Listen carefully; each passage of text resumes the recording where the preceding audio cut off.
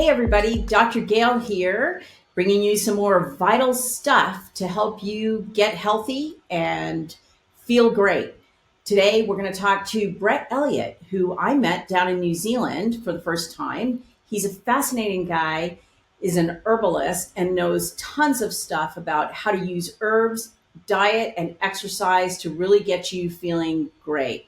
So we had a super conversation, and I hope you enjoy it as much as I did. Thanks so much again for joining us. I know how busy you are, so I really appreciate it. I was trying to think about when we first met, but it's got to be like 10, 12 years ago. Probably, yeah, 2014, 2015. Yeah, Yeah, something like mm, that. yeah. Time flies when you're having a great time. Um, do me a favor and just really briefly, I'd love to hear your story and share that with everyone because I found it fascinating when we first met. And I know you've come a long way since then, certainly in your career and your business that you've been running. So I'd love to share your background with people because I think it's very unique. Yes, I didn't get into medicine right away. As a young man, I got into the labour force, and Hmm. I did 10 years really of labour work. And because of my build and my structure, I underestimated the strength of my back, and or overestimated the strength of my back, and my lower discs gave out, and I had three discs in my spine that were herniated. One was worn completely. The L5S1 was gone completely. And the surgeon said to me, the only solution is to fuse those vertebrae with titanium, you know, structures in place. And I said to him, isn't there an alternative? I was 25 at the time, and I thought, Jeepers. surely there must be an alternative. But I got the cold hard no. There's nothing else you can do. We have to operate. We need to do it right away. And he got quite angry with me, Mm. and that was my first real experience of the lack of options available. And so I guess I must have in the back of my mind thought, I've got to look for something. And I went to the library and I found there was a whole aisle of books on alternative medicines, diet, healing, philosophy and religion. They were all in the same row. And so I just started reading. Yeah. It's now Um, religion for us. right. It is too. Yeah. Did- Yeah. In a way. yeah. Well, Yeah. did you have the surgery? I have to ask. No, I turned it down. Yeah. I was determined to heal myself. And I think that was what struck me when we first met because, I had a similar path. Um, well, first of all, I found your products when I was in New Zealand on a trip. I found the little sachets of what was called Detox, I believe. And, at first it threw me off because detox to us in the States anyway usually means you're coming off of drugs or alcohol or you're in a rehab program. Whereas I've come to learn that it's really about getting the toxins, all of the types of toxins out of our body using herbs. And we're going to get into talking about that. But when we met and I heard your story about your back, it rang true to me because the same thing happened to me, right? As a Right. gymnast at a really young age, um, sort of sustained many injuries, knee, back, neck, shoulder, every part of the body because it was just a beating. And I too was told that same thing. We have to fuse your back. Right. And I said no. And it wasn't an easy road, to come back from an injury like that, particularly of the spine. We can have a whole nother session just on that alone. But I learned a lot about healing, recovery, um, the benefits of working out in the water, and all sorts of things, including herbal medicine, which is why I'm just thrilled to share your experience with everyone because you've gone deeper than anyone I know. I think what you've created is just simply amazing. You clearly have the entrepreneurial spirit as well. So you've managed to, not only improve your own life, but so many other people have benefited from everything that you've done. So I appreciate you sharing your personal story with us. Thank you for that. It's interesting how many practitioners or people in the profession have got into it because of their own journey, their own experience, and finding the alternatives or the ways or the methods themselves. It seems to be very, very common amongst the industry. Well, there's really no other way. And I think today our healthcare system is fairly broken. And I think more and more people are turning to self-care and understanding not only how to recover from an injury, let's say, but how to stay healthy and be our own personal best. Some of that we can't help because it's genetics, right? So a lot of it we can by lifestyle, what we eat, and how we exercise. And I'd love for you to share more about number one, how we eat, and the things that we eat that can help us stay healthy, building our immune system, and even preventing cancer, which your most recent podcast was fascinating about the natural killer cells. We'll talk about that. But also, just how important it is every day to supplement your food sources with good herbs and vitamins and things like that so that we can stay healthy. Because today's world is crazy. We're traveling all over. We're exposed to germs. We all learned that in a big lesson. So I just would love for you to expand on some of those topics. Yeah, well, I think it goes back to what you originally said about detox and detoxification, as we think that it's only when you go into rehab, detoxing from alcohol or drugs.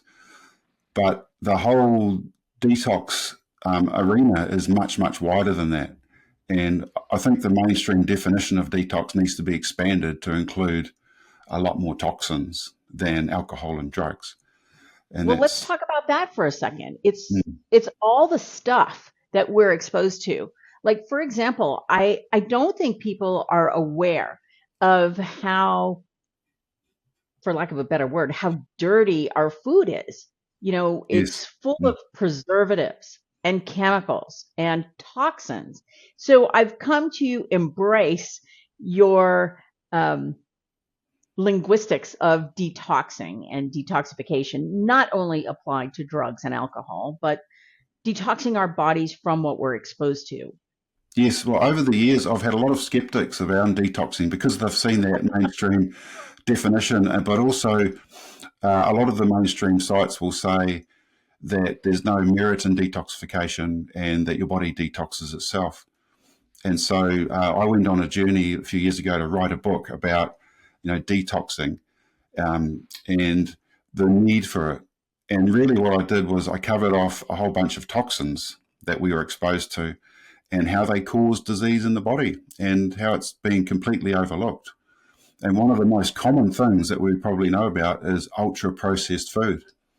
And the fact that, I don't know what it's like in the US, but I think it's probably much like the supermarkets in New Zealand. They did a survey here and they found that 70% of the products in the supermarket fall into the category of ultra-processed food. And Harvard did a big study on it, and they studied 45,000 people over 9 years. And they found a direct all-cause mortality link to ultra-processed food. And of course, the most common things that they linked them to was cancer and heart disease. Of course. Which are our two biggest killers. So, of course. And then if you add in there sugar as a toxin, which again, I think most people don't understand, sugar causes those insulin spikes, and those insulin spikes are just horrific for the heart, the brain, vital organs in our body. When you speak about those toxins and ultra processed foods, one of the things I've noticed, actually living both in the US and spending a lot of time in New Zealand, I've noticed an evolution in New Zealand. Unfortunately, towards more processed foods as opposed to away from it and sticking to the, homegrown organic fruits and vegetables that you find on the outside perimeter of a supermarket. Mm. All the aisles are filled with the processed food. Yes, and even the produce, like you say, non-organic produce. They did another survey here, and they found that 75% of the produce still has chemicals, pesticides on the foods, and and yet they'll say there's allowable levels that's okay, but when you combine those residues with the other toxins that are in the processed foods, you've got a cocktail really that the body has to deal with. So I don't think that information's really clear at all about what's safe and what isn't safe. Well, I would Mm. agree with that. I think we have a lot to learn there, but I think if we could break it down to some practical tips, because I know you do that quite well, um, let's break it down into bite-sized pieces Mm. that people can wrap their arms around. So, would you recommend that everybody first detoxify the body? Like, do you have to go through that process? Or can you just slowly start to integrate healthier foods, more water, all of those things? You can do it slowly over time, but really to shift the body's chemistry, the body's biochemistry, and to get things to happen on a cellular level, a detox program or a detox process is really the way to kickstart the whole system into healing. Because you want to get the main toxins obviously come in processed foods, and sugar is the big one. But normally I would say to do 2 weeks to a month of absolutely zero processed food is the way to go. So fruits, vegetables, meats, nuts are okay.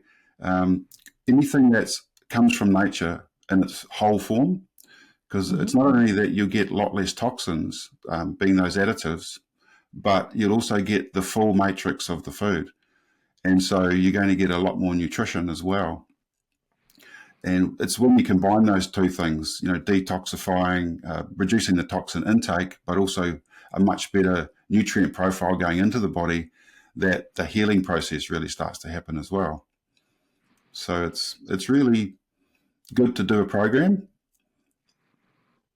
Hmm. So, do you recommend doing them in parallel, or do you do the detox first and then start the healthy eating? I mean, what are you eating during the detox? Walk us through what the detox looks like. It's good to do them in parallel. So normally what I'd say is take 3 or 4 days, or maybe even a week, to wean yourself off those foods, because quite often the processed foods are the ones that we get addicted to or hooked on. We get into a cycle. So, and usually there's a few in the pantry or in the fridge. So it's good to spend a week eliminating them from your routine before you start taking the herbs. And then taking the herbs over the 2 weeks alongside that clean, what we call a clean diet, I guess, is that's when the magic happens. And a lot of people find that their long-term, their chronic inflammatory or metabolic imbalances resolve themselves quite quickly, within 2 weeks. And when I first put the programs together and started seeing the results with people, it was like miracles were happening. Just incredible things with things like Crohn's disease or chronic fatigue, just resolving themselves when they're meant to be almost impossible to heal. But I think it's that innate power in the body, that healing power that's within us, just needs to be activated. It is incredible what the body can do, and I think you and I both share that, as well, the respect of our bodies and what we can do. I think for me, what I learned personally was much of the inflammation in my body was causing issues, joint pains. I would come out of the operating room and everything, literally everything would hurt after being in there for 8 hours. Of course, I had, Yeah. a bagel for breakfast, had Hmm. something, can't even remember something fast for lunch, and then again, Yeah. something very high in carbohydrates, quick and easy for dinner. When I was a resident, I literally ate angel hair pasta and Right. prepared sauce every night for 5 years. Hmm. Not good, not at No. all good. So And I've learned that the clean eating is an important part. It's not you, easy in the beginning. you don't often think of things like bread and pasta as processed food or ultra processed food, but they are. Yeah. And a lot of the Yeah. breads now, they have a lot of additives put into them. They're not just, traditional bread. So one thing I recommend is, if you are eating bread or you want to continue eating bread long term, is to look for things that you can get from a bakery, sourdough in particular. That's Croissants. really good. Well, yeah, maybe, but sourdough bread is particularly good. Yeah, for the gut. Walk me through what you ate today. I quite often actually fast in the mornings, so I'm a big believer in intermittent fasting, Me and too. you're right, right. It's Yes. very, very good, isn't it? Yes. Yeah, And and once you start, it's easy to do, actually. The morning is really easy for me to do. yes, yeah. Traditionally, we're taught that you need a big breakfast to get you through the day, but it's just not true, is it? You can get through on very little for most of the day, Yeah, and that's true. Okay, back to breakfast. Nothing. yeah, Next. nothing. Generally nothing. But if I do have something, to be a piece of fruit, a banana, or maybe an orange or something like that, just a little bit of carbohydrate, and then lunch I normally make a smoothie.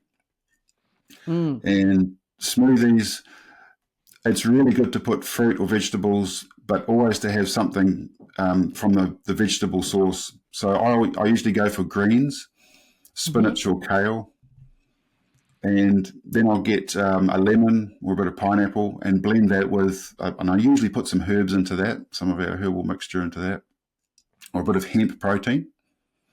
That's a really good source of protein, and just blend that up with some ice. So that's my lunch. And then dinners are normally, I mostly vegetable based, but I do have a little bit of chicken or a fish maybe once a week.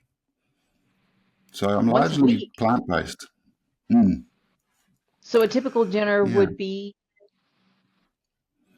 Um, Usually stir fried vegetables. mhm.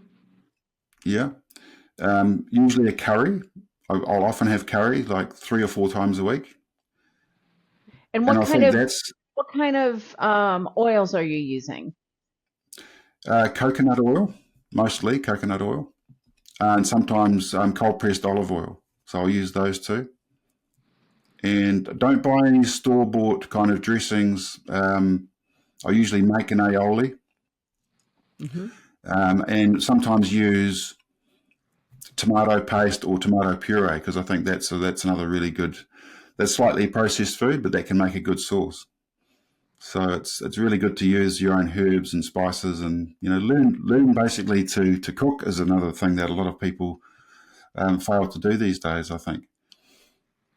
I know that we're talking a lot about food, but I've come to know that it is kind of the bane of our existence. I mean, it's all about the fuel that we put in our bodies. The body can do a great job processing it if we give it the Mhm. right stuff. If we don't, we just really screw it up. Absolutely. And the key to it is to get things in their natural form as they come from nature. And if we can feed our body like that, that the way the body absorbs the nutrients and assimilates them is just so much better. Mm. Incredibly different in the way our body heals and responds to food like that. What do you think is the strongest, or, and maybe this is just a naive question, but the most powerful herb that you've come across? Oh, that's a tough one. I knew There's it so would many be because herbs it's the you can fall in love combination that's with. so important. Yeah. Yes. Early on, I really fell in love with a herb called wormwood. And Oh, it sort of says what it does. It deworms the body, but it also protects the liver. And it's got this amazing bitter taste to it that you can grow to like. And it's not everybody's cup of tea, but it helps treat parasites in the body. And people find it when they do a detox, the wormwood component, it gives you lucidity in your dreams and intuition, which is a really nice byproduct of detoxing, is that better intuition and clarity. Do you think that's related to sleep?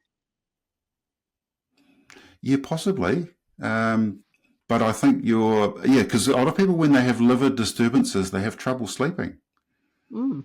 Yeah, And also, I think when you detox, you probably get more REM sleep. Deeper sleep. Yes. Yeah. Yeah. So a lot of people with insomnia find they sleep much better. I think it's also to do with the gut health, the gut brain connection that we've all been talking about in the last couple of years. There's when you've got parasites or you've got bacterial overgrowth in the gut, there's a mental disturbance that takes place, like a restlessness. And so that's possibly a big part of that as well. I think it also is related to inflammation because you have this general disturbance in the gut, but that causes an overall kind of environment in the body of inflammation, an inflammatory response, which goes through your whole body. And it makes it difficult to sleep. If you're in pain, you're constantly turning from side to side, something is wakening you during your sleep. So you never get to the deep stages of sleep. Yes. Yeah, it's interesting, isn't it? I've heard of a great analogy for the digestive process as it's like composting. So I don't know if you do that much where you are, but we quite often have a bin outside where we put the food scraps and compost them, and they end up on the garden. And so a really good golden rule for your gut health is if the food you're eating can't go into the compost, then really shouldn't go into your body, because your body does almost the same process. It decomposes the food. Mm. And then, what comes out of the body is like manure. It can go onto in theory, it can go onto the garden. So it's a similar process. And if you put anything in your body that can't go in the compost, then your body will really struggle. Oh, so interesting. Yeah. And I know the same applies to our pets. So do you have a line of detox for our pets because they're not eating very well? Yeah, that's interesting. No, I haven't really developed anything like that. I know with dogs, you can give dogs virtually the same things that you give humans medicinally. So with herbs, you can treat dogs with the same herbs, basically. That It's would be just getting interesting. the dose right. Yeah. Yeah. Something But else it is for you true to that if you're using processed food, your gut will struggle, and it's even the bread and the pasta, you'll get inflammation. Darn it. Yeah. Well, I want to talk a little bit about the natural killer cells that you were talking about in your recent podcast, because I love the natural killer cells. I think most people don't understand that, our bodies are constantly renewing itself, like our hair. Our hair falls out and then it regrows most of the time. Yes.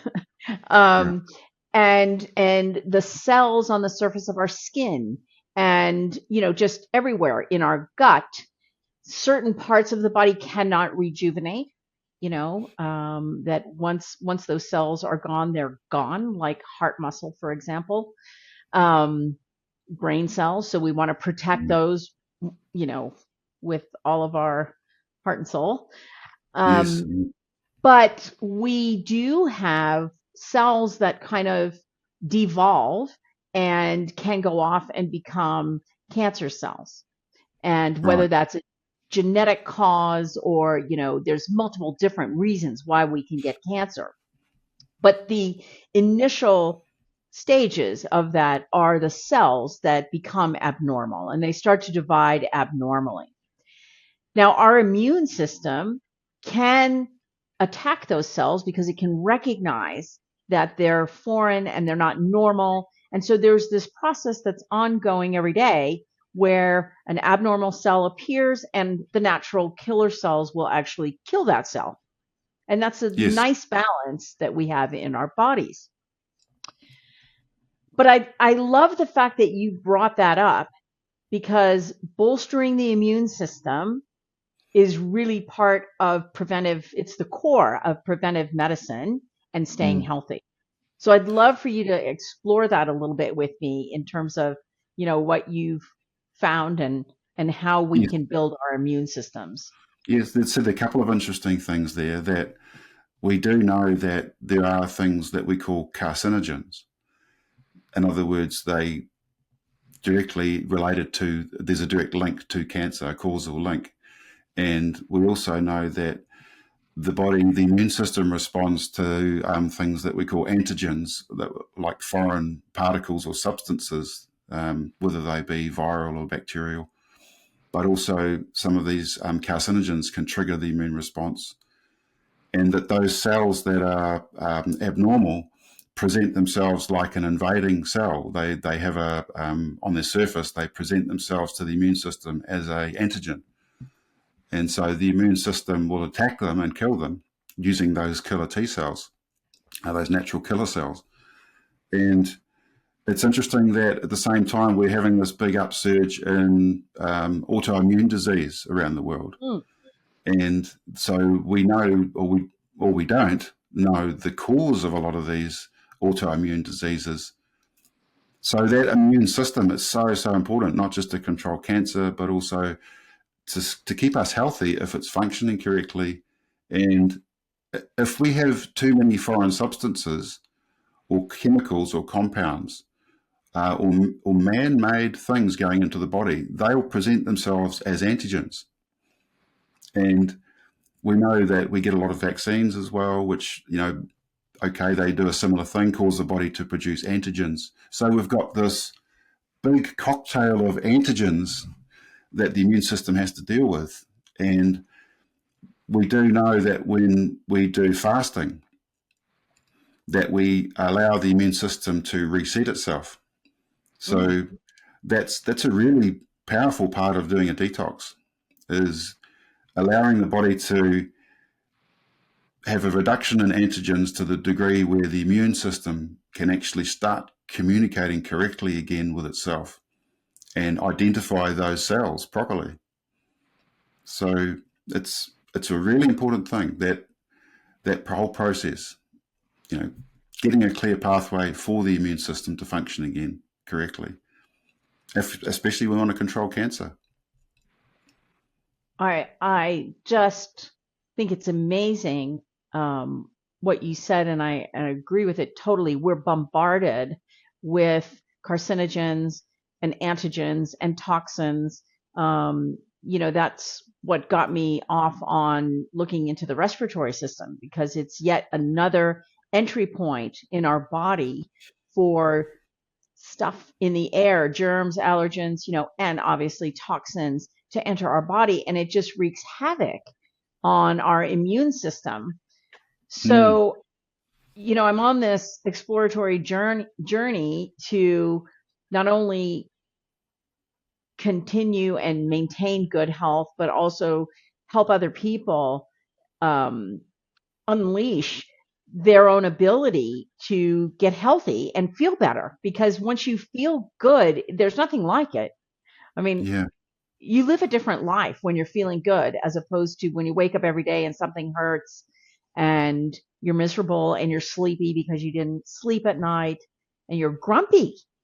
Yes, yeah. Well, you can go through a checklist, and that's something I quite often suggest. I've got a checklist people can go through, and some of the things you don't think of that may be toxic to your body, like you say, you can be inhaling them. Fragrances, for example, scented candles or incense or deodorants, sprays, hairsprays, all these things that have got chemicals in them that you can be breathing in. Plastics, plastics, we can, microplastics. So, Microplastics. they're in the air that we breathe. It's incredible. VOCs, volatile organic compounds. You know, Absolutely. Yeah. when you Mm. get behind a truck, a diesel truck, and it's spewing all that garbage into the air, and we Yes. inhale that, it's just so bad for our bodies.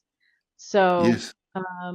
yeah, I They've done appreciate. studies on that too. They've found that the cancer rates that are near freeways or motorways in industrial areas, the cancer rates are higher. Oh yeah, So the yeah, direct link. Mm. no doubt, no doubt. Yeah. So I really appreciate you. I'm just watching as you're expanding kind of this whole area of wellness to include bolstering the immune system, because I'm Mm. pretty passionate about that. It's funny having been a surgeon, and now moving into this other area, because in surgery, all you do is fix a problem all the time when it's really, gotten out of hand, right? Whether it's Yes. appendicitis or your gallbladder is inflamed or infected, a portion of the bowel is obstructed, I could go on. But for me, at this stage of my career and my life, I'm much more fascinated by this whole aspect of medicine that is embryonic. We're learning a lot. I think you've been an incredible pioneer in the field. I really am just so happy that I met you. And obviously, I use your products, which I love. Um, and I think there's a lot more to come. Any other topics that you'd like to share with us? Anything Well, really special? you mentioned the gallbladder, and it just triggered in my mind. There's a whole other area where um, this whole detox and toxins in the body is largely overlooked. Because we know a lot of us around the world suffer with things like kidney stones or gallstones, which is an accumulation of a substance in the body. It's quite often calcium, in, for example, kidney stones, and gallstones and liver function that we suffer with things like fatty liver disease, and that's very, very common now. They say up to 40% of us, diabetes, pre-diabetes. So a lot of these diseases, these metabolic conditions, Mm-hmm. have an underlying gradual toxin build-up behind the scenes that causes them. And I think this is being largely overlooked as well. The fact that we can actually reverse some of these things and prevent them. Well, it brings us obviously to metabolic, imbalance, Mm, and obesity, which is probably the world's largest crisis, yes, um, is obesity and childhood obesity. And now there's this just bonanza of usage of GLP-1s, which I'm kind of torn about. It's a provocative area of medicine, I think. And, again, I think we're sitting here having a conversation about all the different ways we can naturally change that. Food, hmm, exercise, those two things alone can go a long way for metabolic disease. absolutely. Um, I'm you know, my background includes a master's degree in endocrinology. So anytime you wind up messing with the endocrine system, which the GLP-1s do, there's no free lunch. You're going to have some other problem. Something else is going to happen. And it just scares me that there's millions of people using these drugs. I think in combination with diet and exercise, there's probably a role, you know, Yeah. uh, that's very beneficial to get people started on that path. But honestly, I'm much more an advocate for diet, exercise, and really getting your body back in balance.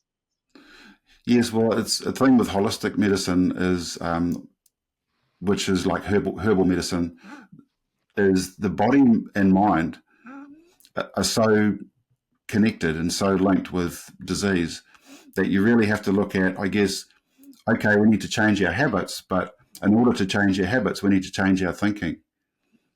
And in order to change our thinking, we need to use some kind of method or technique, and I think that's an area that's often overlooked is, okay, we need to detox our bodies, but it's a mental hurdle for us to get over those habits that the body has developed. And that's a struggle, isn't it? It's almost like we've got the mind and the body as two separate things. Yeah. The body sometimes tends to take over, and the mind is in the back seat. And Yeah. I think that's what the food industry aims to do. I think is to get our body hooked on the wrong things By controlling our mind.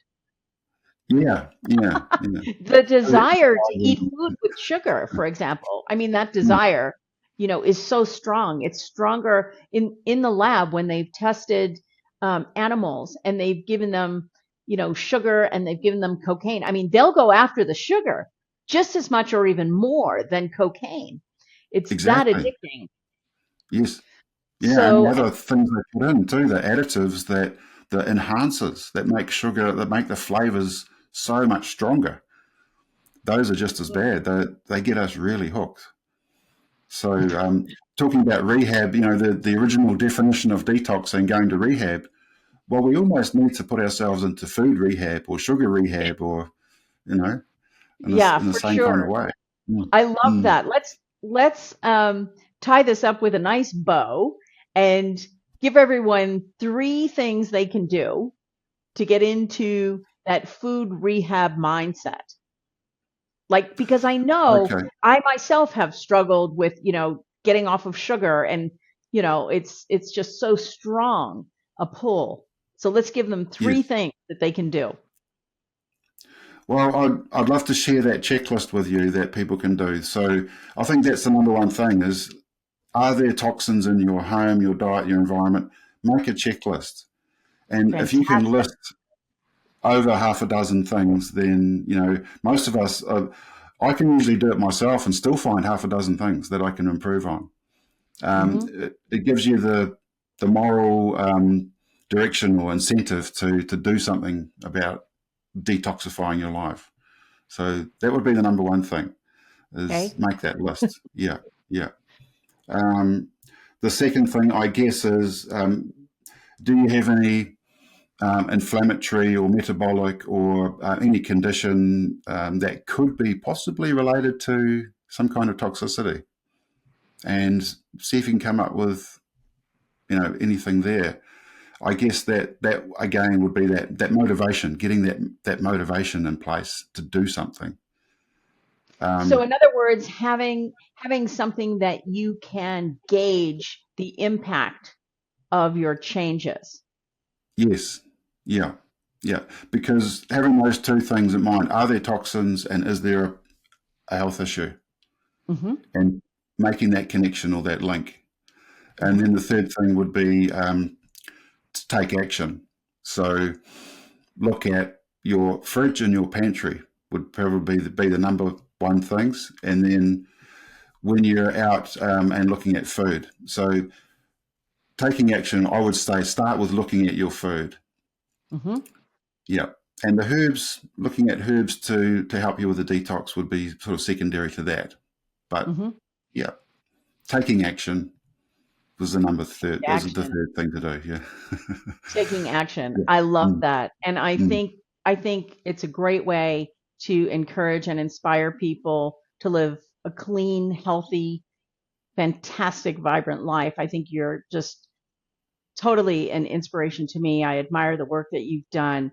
Appreciate you being here. I hope we can do more of this because you have so much knowledge to share with everyone. Um, and can I share with everyone a link to your website and your products? Can we do that? Yeah, absolutely. Yeah. I'll share the link with you for that checklist and Fantastic. for the detox programs. I can have a look at those. Fantastic. Mm.